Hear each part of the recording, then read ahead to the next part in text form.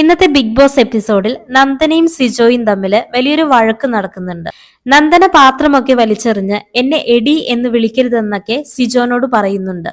എന്തൊക്കെയായിരുന്നു ഇവരുടെ ആ ഒരു ആക്ടിങ്. സായി സിജോയൊക്കെ ചേർന്ന് തലയിൽ വെച്ച് നടക്കുകയായിരുന്നു ഈ കുഞ്ഞു പെങ്ങളെ. ഇത്തരം ഫേക്ക് ആയിട്ടുള്ള ബന്ധങ്ങൾ കാണുമ്പോഴാണ് അഖിൽ മാരാറും ഷിജു ഒക്കെ തമ്മിലുണ്ടായ ആ ഒരു റിയൽ ആയിട്ടുള്ള സൗഹൃദമൊക്കെ ഓർത്തു പോകുന്നത്. ഈ ഒരു സീസൺ എടുത്താൽ അൻസിബയും ഋഷിയും തമ്മിലുള്ളതും വളരെ ജെന്യുവൻ ആയിട്ടുള്ള സൗഹൃദം തന്നെയാണ്.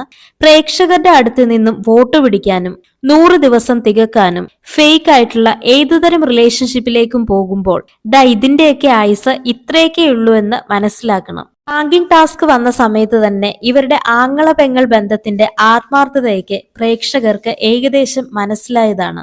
ഇത്തരം ബന്ധങ്ങൾ അത് പ്രണയമായാലും സൗഹൃദമായാലും വളരെ നാച്ചുറൽ ആയിട്ട് വരേണ്ടതാണ്. അല്ലാതെ ആളുകളുടെ കണ്ണിൽ പൊടിയിടാൻ നിന്നാൽ ഇതുപോലെയൊക്കെ സംഭവിക്കും.